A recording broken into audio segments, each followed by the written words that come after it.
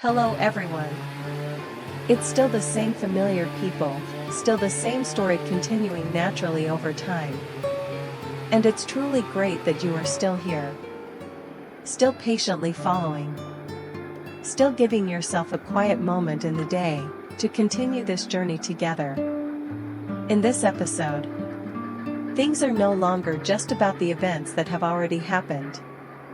Not only about the challenges that must be faced, but also interwoven with many everyday moments.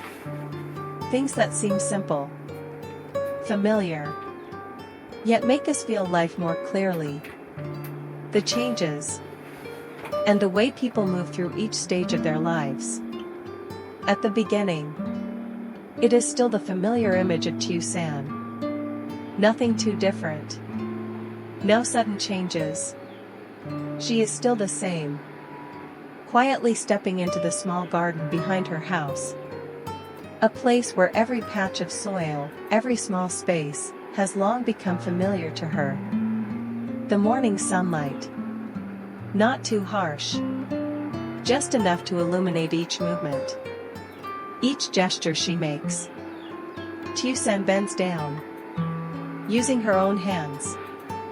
Little by little. Digging up sweet potatoes hidden beneath the soil. No rush. No haste. Each movement slow. Careful. As if she treasures everything she has. The sweet potatoes emerge. Not all the same. Some small. Resting neatly in her palm. Others larger.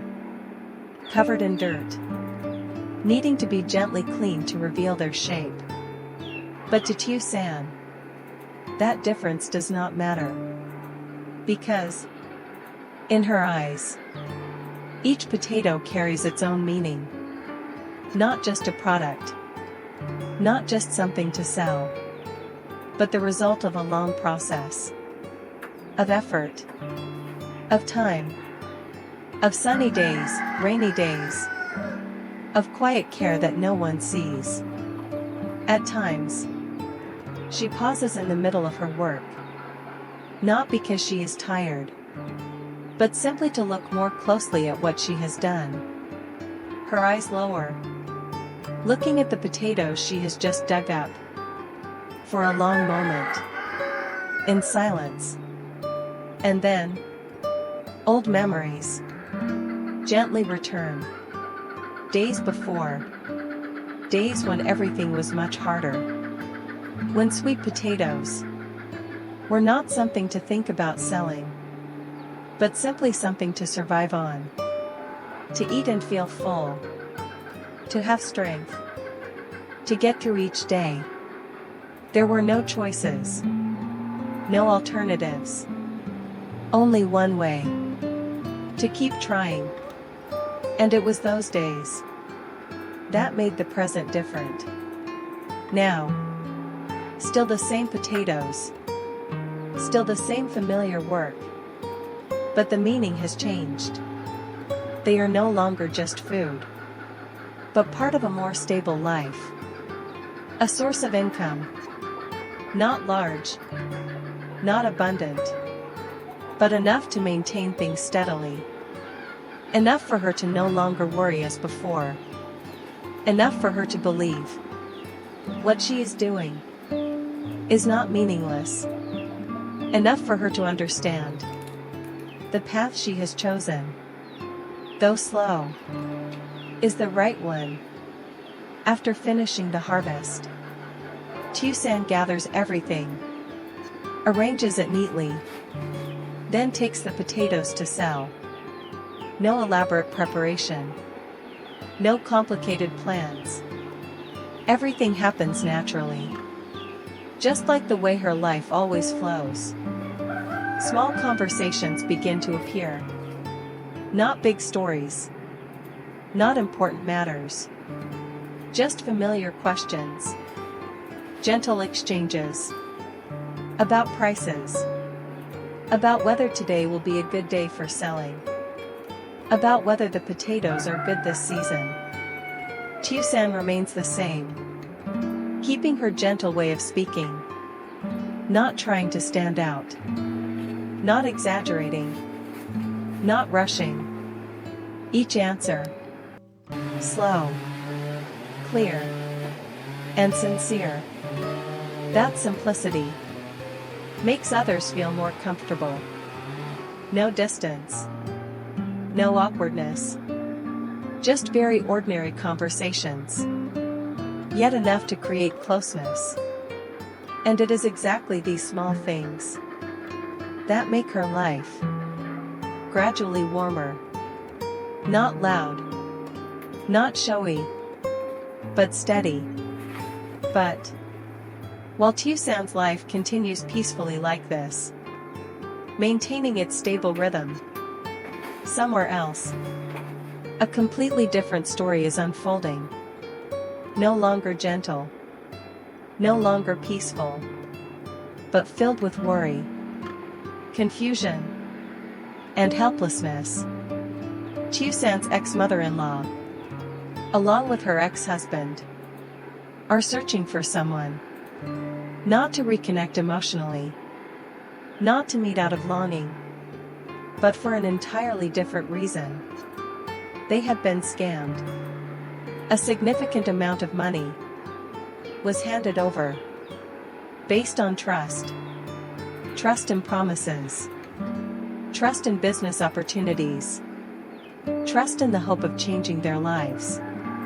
But in the end, what they received was disappearance. The person vanished, without leaving clear traces. The money gone. No explanation. No chance to fix anything. In that confusion, they returned to the old house. A place they once believed could hold answers. Hope, though fragile, still pushed them forward. But when they arrived, what they saw was completely different from what they expected. The door was locked. No sign of anyone living there. The house no longer belonged to the person they were searching for. Everything had changed long ago. They asked around, but the answers they received were vague. No one knew clearly. No one had specific information. Only that the person had left long ago, leaving nothing behind. No one knew where they had gone. No one knew if they would ever return. Hope seemed to end right there. A sense of emptiness took over. Not knowing where to continue. Not knowing what to do next. But then, at the moment when there seemed to be nothing left to hold on to, they met someone else. Someone who had fallen into the same situation. No longer an isolated story, but something that had happened to many people. And this time, it was not just stories. Not just words without proof. But something more concrete. A handwritten loan paper. The lines, not perfect, but carrying great value. Because it was evidence. Something that could be kept. That could prove. That could serve as a foundation for what comes next. That very paper became the first clue. Not everything, but a beginning. A beginning clear enough for them to continue. No longer searching in hopelessness. No longer guessing without basis, but following a more specific direction. And from there, they made a decision. Together, to go to the police. Bringing everything they had. Their stories. Their information. And that important paper. Even if it was not much. Even if it was not enough to conclude anything. It was still hope. A hope. Small. But enough to keep them moving forward. Meanwhile, in another place, The flow of the story continues. Not loudly, not hastily, yet carrying very subtle movements. Very deep. Just like the way life always unfolds. In places not everyone can see. If earlier, the images of Tusan, of the small garden, of those simple sweet potatoes, brought a sense of peace, a slow but steady rhythm of life, then here, it is a completely different journey. A journey without stability, without clear stopping points. Only searching, and questions still unanswered. Mr. Trung continues on his path. Not a simple trip. Not a journey with a clear direction. But steps pieced together from small clues. Fragments of memory. And things he has only recently come to know. Many years in a familiar space. A simple cafe. Not crowded. Not noisy. Two people. Sitting across from each other. Beginning a conversation. Very naturally. No intention beforehand. No probing questions. Just normal words. Gentle sharing. That young man. His name was Hai. A person with a composed presence. Not showy, but quietly steady. The way Hai spoke. Not fast. Not rushed. But clear. And thoughtful. As for Mr. Trung, throughout the conversation, his eyes often lingered on Hai. Not out of simple curiosity, but because of a feeling hard to explain. Something very familiar, yet impossible to name. A sense of closeness, not from clear memory, but from somewhere deep within. On the other side, Hai felt it too. No obvious reaction. No sudden change. But in the way he listened. In the way he looked at the man before him. There was something different. A fleeting sense of familiarity. Subtle. Yet enough to make one think. And yet, despite those feelings, both of them kept their original perception. They still saw each other as strangers. Two people meeting under ordinary circumstances, talking, then eventually parting ways. Neither of them knew that between them was not just coincidence, but a deep connection. Mr. Trung was Hai's biological father. The person he had been searching for was sitting right in front of him. And Hai, the son from years ago, was facing his own father. Without knowing. Two people.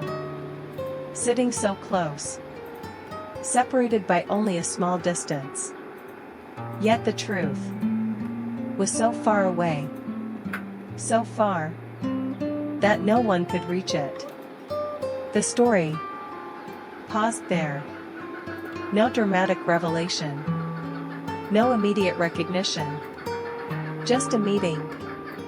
Very quiet. Yet what it left behind was anything but light. Because emotions do not stop with the story. They continue. Quietly spreading. On one side, a simple life. Days of steady labor. Small sweet potatoes. Yet full of meaning. Like the way Tusan is building her life step by step. On the other side, loss, mistakes of the past, and a long journey to find what was once lost. Two flows, different, yet existing side by side. And perhaps, at some point in the future, they will meet. But when that moment comes, how everything will change, remains something no one can yet know. What is unfolding right now? Is it truly just the beginning of a much longer chain of events? Or will everything eventually stop? Right at the point they are trying so hard to hold on to? The case of Mrs. Yen still has no clear answer. What the victims have so far are only scattered pieces. A few stories, a few memories, and a handwritten loan paper. Seemingly simple, yet carrying so much hope. Hope that, from those small fragments, they can trace a path. They can find the person who disappeared. They can bring everything to light. But that path is far from easy. Because what has been lost is not only money, but also trust. The trust once placed in a person, in a promise, in an opportunity that seemed capable of changing a life.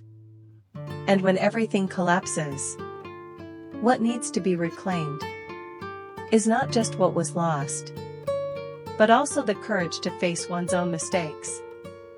Will those who were deceived have enough patience to go all the way? Have enough faith to continue when the road ahead is still so unclear? Or will everything gradually fall into silence, just like many stories before? And in another direction, a story that seems unrelated, yet carries a very significant meaning. The truth between Mr. Trung and Hai is very close. So close that just a small detail, a coincidence, an unintentional word, could reveal everything. But precisely because of that, it becomes fragile. Because not every truth, when spoken, brings relief. Not every meeting leads to reunion. Will it be a moment where both can look back at the past, accept it, and begin again? Or will it become another prolonged silence? A distance, no longer measured by space, but by emotion? Because there are things, even when very close, are not easy to reach. There are relationships, even when deeply connected, still need more than just the truth to be restored. And when all of these are placed side by side, one begins to realize life is not only what appears in front of us, but also what is quietly moving behind the scenes. Stories that seem separate, yet may intersect at some point. If you followed this far, perhaps you've already felt not just the story itself, but the emotions it carries, the thoughts, the reflections, the questions that each person may answer differently. And if there was a moment in this story that made you pause, made you think, or made you feel connected, don't hesitate. Leave a like on the video. It's not just a small action, but a way to show that you truly listened. Share your feelings in the comments, because every perspective, every thought, can make the story even deeper. And if you don't want to miss what comes next, the things that are still gradually being revealed, subscribe to the channel and turn on notifications so you can be the first to follow along. Because this story is not over yet. And ahead, there are still many things waiting to be told. Xin chào mọi người đã quay trở lại với kênh của mình. Nay thì mình đang làm video về câu chuyện của hôm nay thì mình làm video về câu chuyện của Tiểu San và Hải, nhưng mà ở video hôm nay thì xoay quanh quanh câu chuyện của Hải nhiều hơn. Và một câu chuyện nữa đó là về vấn đề của mẹ con nhà chuẩn cũ của Tiểu San, cũng chính là mẹ cũ và chồng cũ của Tiểu San ấy mọi người. Thì như mọi người cũng đã xem ở các tập trước thì hiện tại hai người này thì mẹ chồng cũ của Tiểu San thì đang bị lừa đảo và cả hai đang muốn tìm bà Yến để đòi lại số tiền. Vậy thì liệu mọi chuyện sẽ ra sao? Và Hải với cha mình đã gặp nhau trong một cái tình huống giống như là trớ trêu như thế, thì liệu đến khi cả hai nhận ra nhau thì có thể tốt đẹp hơn được tí nào hay không? Hãy cùng đón xem những tập tiếp theo để biết thêm chi tiết nhé mọi người. Tạm biệt mọi người.